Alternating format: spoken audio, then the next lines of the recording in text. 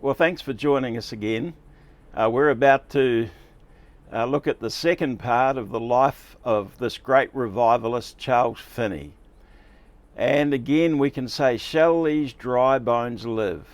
That's what revival is all about. If your church is dry, if it's in the valley, if it's dead even, don't give up. We're here to have revival, and we can pray, we can get before God, and we can have the same success as Finney. I trust you enjoy this second part. He challenged people. He wanted Christianity to work. It wasn't some hobby to him. He rode from town to town over what was known as the burned out district, burned out because preachers had been there before and they'd experienced a lot of religious enthusiasm. But newspapers, revivalists and clergy started to take notice of these seemingly rowdy meetings that he was having. Meetings unlike reserved Calvinists were used to. In identifying Finney's revivals with those of a few decades before, including Cane Ridge that we talked about in Kentucky, many people got excited because they saw that this was the spirit of revival coming to visit them again. And they were really believing God for an awakening in the Northeast. Others, though, were opposed to this plain and pointed preacher, they called him. Plain and pointed. Now, Finney's ministry began what we now call the Second Great Awakening. The First Great Awakening included men like Whitefield. What a preacher he was. We'll talk about Whitefield's revivals in one of our sermons in this series.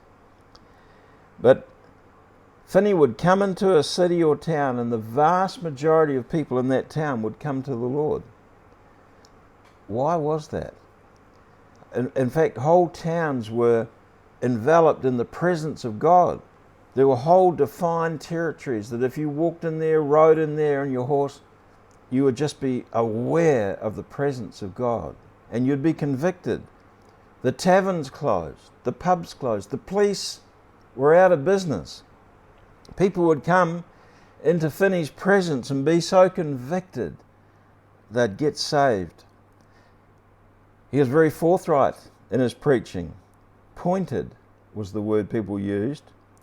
He said ministers often preach about the gospel instead of preaching the gospel. They often preach about sinners instead of preaching to them. He said this, listen, if the presence of God is in the church will draw the world in. If the presence of God is not in the church, the world will draw the church out.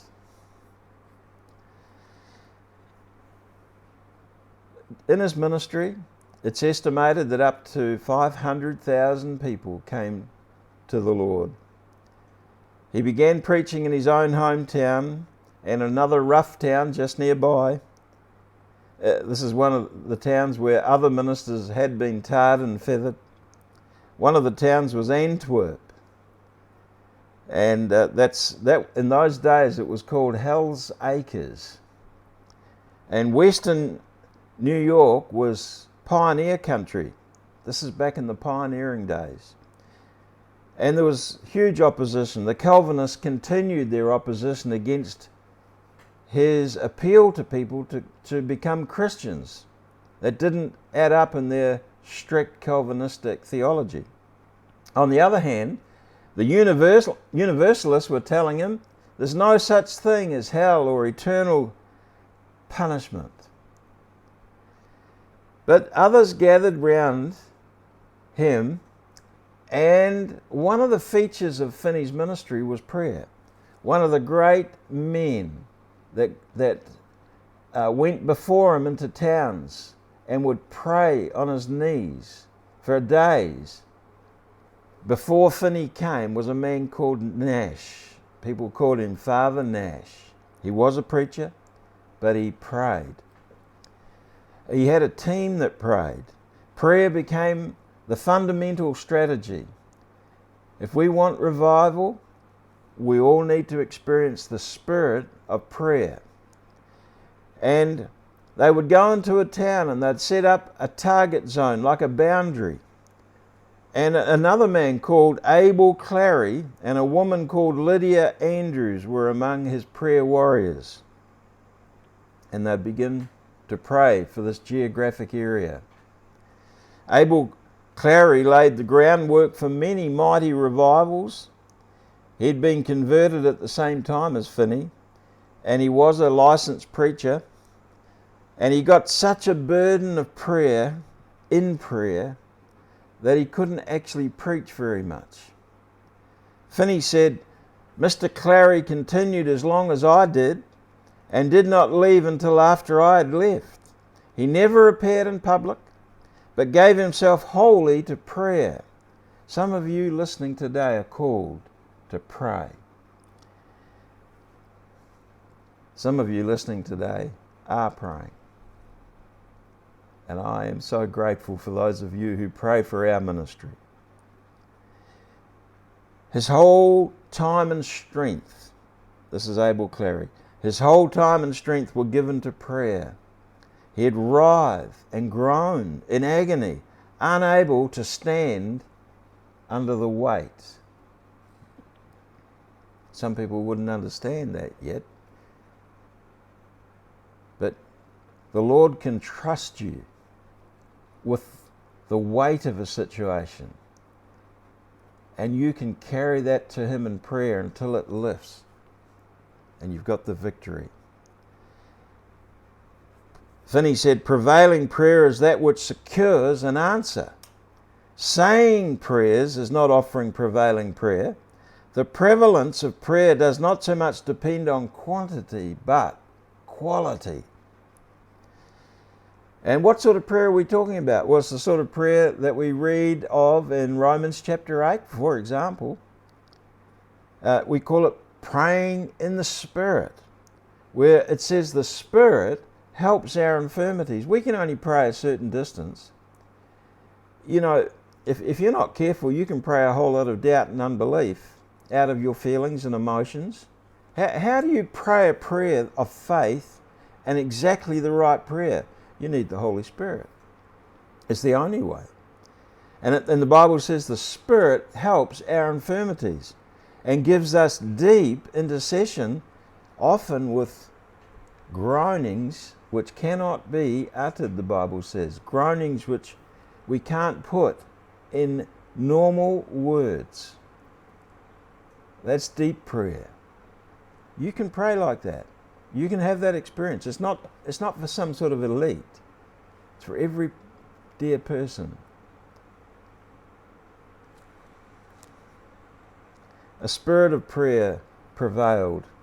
Finney said a revival may be expected when Christians have a spirit of prayer. You can read about it in his little book. You go and get one. It's worth it. A revival may be expected when Christians have a spirit of prayer for revival. That is when they pray as if their hearts were set upon it. When Christians have the spirit of prayer for revival, when they go about groaning out of their heart's desire, when they have real travail of soul, a revival will come. Then he said, unless I had the spirit of prayer, I could do nothing. He went on to say it's the great business of every Christian to save souls. That's our business. That's why we're here.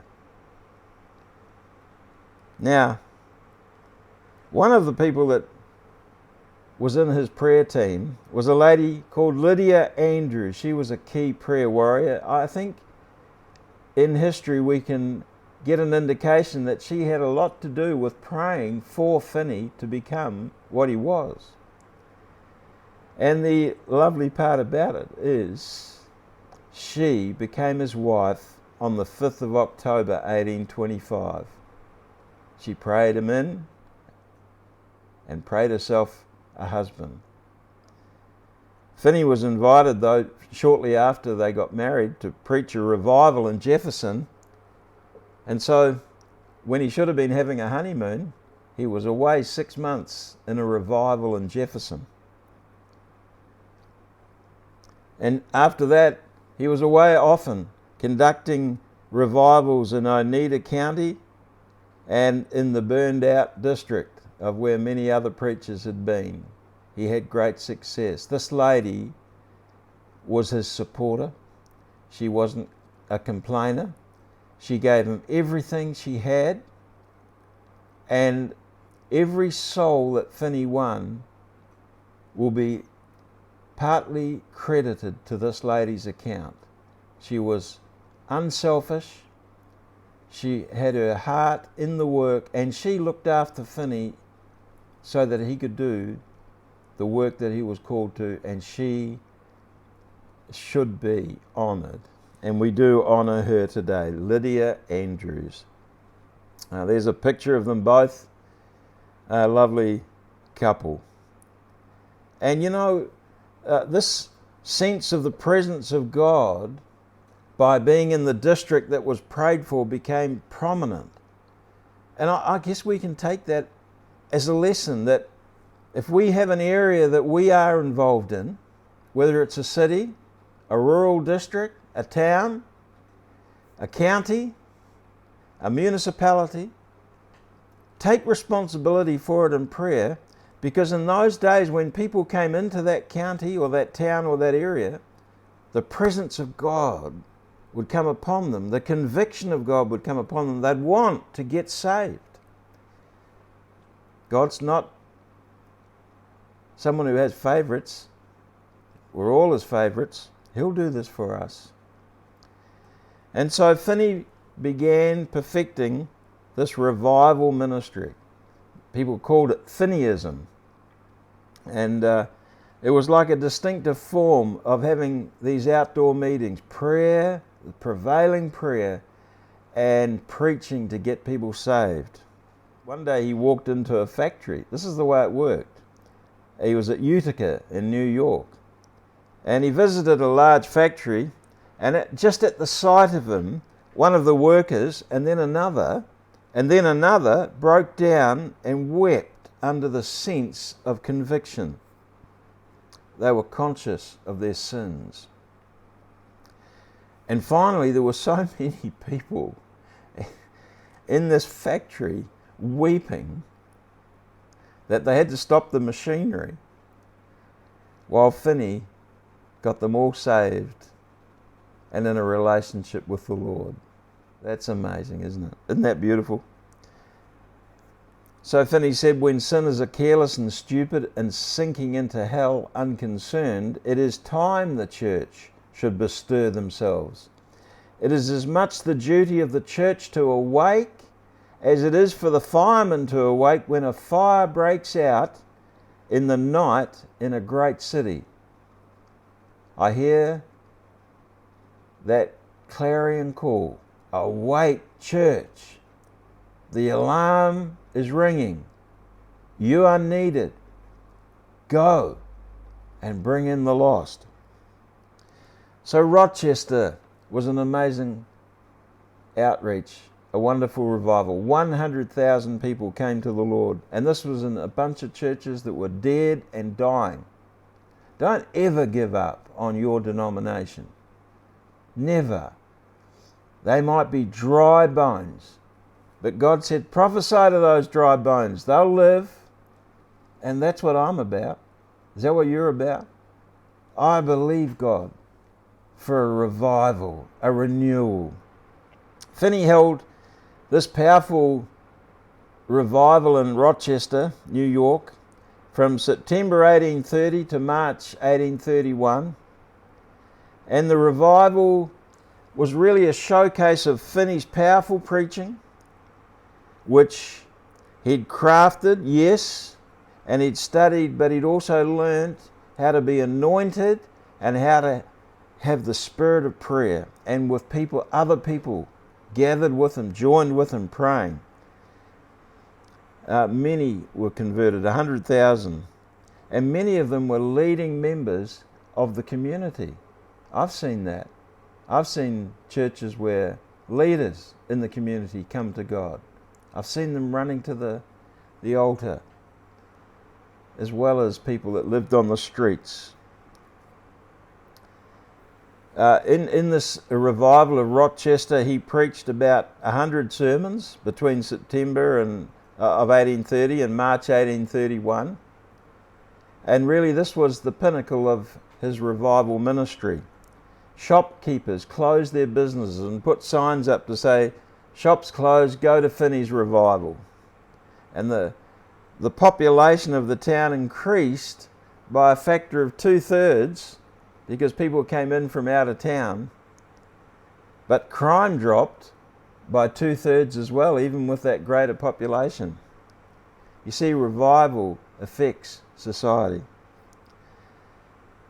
People would fall under the power of God. We think that's a funny thing, don't we? We think that's a Pentecostal thing. You know, you don't have to fall to be blessed, but if the power of God comes on you, and particularly if you're not used to it, you'll end up on the floor. They'd cry, they'd groan, they'd weep. People would be convicted. People would cry out. That some of them would fall unconscious for quite a while. Nothing wrong with them physically, just the power of God had come on them. And when you speak to people like that, you find out that they are having the sweetest experience with God. And they're changed forever. This Rochester revival, he based himself in Presbyterian churches. And it was notable that many churches, particularly Protestant churches, joined in together. They worked together. Ecumenism was something that was highlighted in Finney's meetings. And I believe that's going to happen with us too, where we're going to see other churches join together, and we're going to do this together. So many people travelled hundreds of miles to come to these meetings, and prayer, home visits, prayer groups were common. We'd call them cell groups today, I suppose. Paul Johnson, a historian, noted that the revival was especially significant for primarily attracting Rochester's emerging middle class, and they went away and preached to their workers. So it spread down through businesses and workplaces. So there's a picture of Rochester, town of about 10,000, I think, at the time, but increased immensely, that population, during these revivals. Here's some of the old buildings that he preached in, the house that he stayed in, and a newspaper cutting from Stephentown. We learn by a letter of very recent date that the revival in this place is still powerful, and that it is extending itself into some of the neighbouring towns. Reverend Mr. Finney had been labouring there for several weeks past. It got into the papers. This was newsworthy. Finney said, "Revival comes from heaven when heroic souls enter the conflict, determined to win or die, or if need be, to win and die. The kingdom of heaven suffers violence, and the violent take it by force." There was no pacifism in Finney. So after Rochester, he began an almost continuous revival in New York City, as minister of the Second Free Presbyterian Church. He soon became disenchanted, though, with Presbyterianism due to his belief that people could, with God, perfect themselves. In 1834, he moved into the huge Broadway tabernacle his followers had built for him. He stayed there, though, only for a year, leaving to pastor Oberlin Congregational Church and teach theology at Oberlin College. In 1851, he was appointed president of the college, which now gave him a new forum to advocate social reforms. and he championed the abolition of slavery and women's rights. Isn't that interesting? He really took the skills that Whitefield and Wesley had had in outdoor preaching to new levels. He wrote books, and I've talked about lectures on revivals of religion, written first in 1835, reprinted many times. Go and get one. And that's a manual on how to lead revivals, and it inspired thousands of preachers to lead revival meetings. Finney is called the father of modern revivalism by some historians, and he paved the way for mass evangelists like Dwight L. Moody and Billy Sunday. I've been to Billy Sunday's house. And also, of course, Billy Graham. Mass evangelism. And here's a tent. He was also a man that used tent meetings. I believe those days are coming back. We've got some thoughts about a tent meeting in Cont'd with all the Christian motorcyclists and people that we can get there, called Thunder in Cont'd. And then he planted a church. He actually took over a theatre called the Chatham Street Theatre in New York and converted it into a 2,000-seat auditorium. And, you know, the days of big churches happened back here. It's not just a recent thing. Big churches are wonderful. You can do so much. There's an inside view of that church. Then sadly in 1832 he was struck down with cholera. He was really run down. He worked immensely hard. And so he was out of ministry from late 1832, that is, from late 1832 till March 1834. And this was right when he was launching this new church in the theatre that he had reconstructed. He went over to the Mediterranean to recover, and during that time he found on his heart heavily the issue of slavery and women's rights, and he became a fervent opponent of people who believed in slavery and would not give women their rights. In his new church that he developed, black and white people came and fellowshiped together. That was against the law. Segregation was in place, but he wouldn't have a bar of it. And his fight for women's rights changed things in the church. He was invited to be a professor at Oberlin College, as well as pastoring 2 New York churches. And there was a sense of a change of emphasis in his ministry. Slavery and women's rights became something he became focused on. And it caused a lot of opposition because a lot of the people that he was preaching to owned slaves and probably treated women terribly. Mobs violently opposed him, and he tried to build a new church in the part of New York, and they burnt that church down. But people like General Booth in England were inspired by his books. And look what the Salvation Army is today.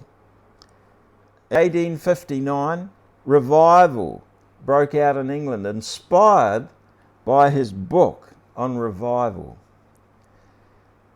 Back at Oberlin College, the first black student in America to get a bachelor's degree was awarded one under his ministry.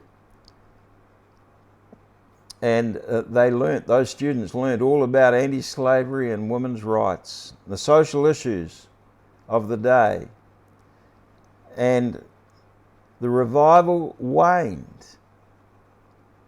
The social justice issues became more important. I'm not sure what to think about that. In 1847, his dear wife Lydia died, and he also lost one of his daughters in that period to sickness. He remarried on the 13th of November 1848 and travelled to England. And finally, he was appointed president of Oberlin College in 1851. In 1858, he went back to England and another great revival broke out. In 1863, his second wife died. He was a man acquainted with grief in a sense. It's very sad, isn't it? And he married for a third time in 1866. And we come to the end of his ministry. The church seemed to split into some who focused on social justice, others who focused on revival and evangelism. I believe that always has to be our primary focus. That's what we're here for. Matters of justice are very important. And Finney, he tried to keep the balance. I don't think we should be one or the other. I think we should be both. But we must never let go of winning the lost and reviving our churches. In 1866, he resigned from Oberlin College. In 68, he finished his memoirs. And in 1875, on the 19th of August, he died at the age of 82. So there's a picture of him in his older age. He'd been hard-working, drove himself fairly hard, although he learnt to eat well and sleep. That's something he did mention. And his grave is in Oberlin in the USA. There it is. A life well lived. And so as we come to the end of this insight into Charles Finney, I think two things stand out to me. The spirit of prayer, we can have that. We can have it together. We can have it when we're on our own. And the desire, the craving to win souls. Give us our cities, Lord. Give us our provinces, our municipalities. Well, I'm going to finish by saying this, something that Finney said. He that winneth souls is wise. That's Proverbs 11 and verse 30. He that winneth souls is wise. Those are the best educated ministers, Finney said, who win the most souls. Those are the best educated ministers who win the most souls. I challenge you, pray. If wherever your church is, begin to pray. Pray together if you can find other people. Don't pray all over the world. Pray for your area, for your territory, for the winning of the lost, for God to convict your area and get them into church. And pray for your minister that he can speak the words of life freely and boldly. And the Spirit of God will move in your church also. You be blessed and keep praying. God bless.